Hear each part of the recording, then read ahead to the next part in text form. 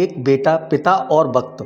एक समय की बात है, रमेश अपने 5 साल के बेटे और पत्नी के साथ एक छोटे से घर में किराए पर रहता था। हर एक पिता की तरह रमेश का भी ज़्यादातर वक्त अपनी ऑफिस के काम करने में बीत जाता था। वह रात को देरी से घर आता था और फिर सुबह जल्दी ऑफिस के लिए निकल जाता था। इसीलिए उसकी और उसके बेटे की मुलाकात कई कई दिनों तक नहीं हो पाती थी। देर से आने के कारण बेटा सो जाता था और सुबह भी सोया हुआ रहता था।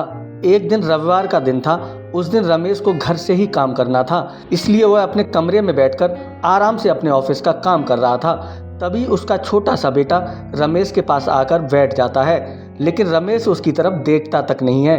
तो बेटा कहता है कि पापा, मैं आपसे एक बात पूछना चाहता हूँ। रमेश को लगता है कि उसे कुछ पैसे चाहिए होंगे, इसलिए पूछ रहा है। रमेश बिना बेटे की तरफ देखे कहता है कि हाँ बेटा, पूछो क्या पूछना है।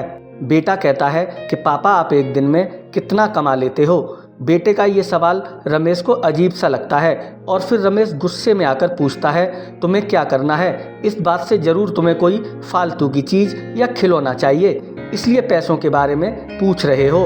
ये सब तुम्हारे काम की चीज़ नहीं है, जाओ जाकर सो जाओ और मुझे मेरा काम करने दो। बेचारा बेटा चुपचाप जाकर अपने कमरे में सो जाता है।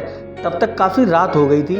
अब रमेश अपना काम पूरा करके सोने जाता है तो उसे बेटे की याद आती है कि उसने कैसे बेचारे बच्चे को डांट दिया था। शायद उसे सच में कुछ ज़रूरी चाहिए होगा, नहीं तो वह पैसों का क्यों पूछता। ऐसा सोचकर रमेश बच्चे के कमरे में जाता है और उसके माथे पर हाथ फेरता है। मेरा बच्चा सो गया क्या? तभी बच्चा अचानक उठ बैठा और बोला, नहीं पापा, मैं जागा हुआ हूँ। पिता बच्चे से कहता है कि बेटे, मैं उस वक्त व्यस्त था, अब बोलो तुम्हें कितने पैसे चाहिए। बेटा कहता है, मुझे पैसे नहीं चाहिए, आप बस मुझे इतना बता दीजिए कि आप एक दिन में कितना कमा लेते हो।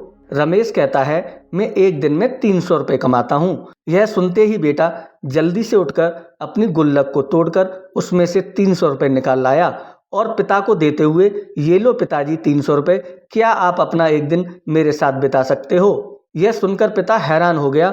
उसे मन ही मन बहुत शर्मिंदगी महसूस हुई। आज से ही उसने अपने मन में ठान लिया कि वह अपना समय बेटे को भी देगा। उस रात दोनों बाप बेटे ने मिलकर खूब सारी बातें करते हैं।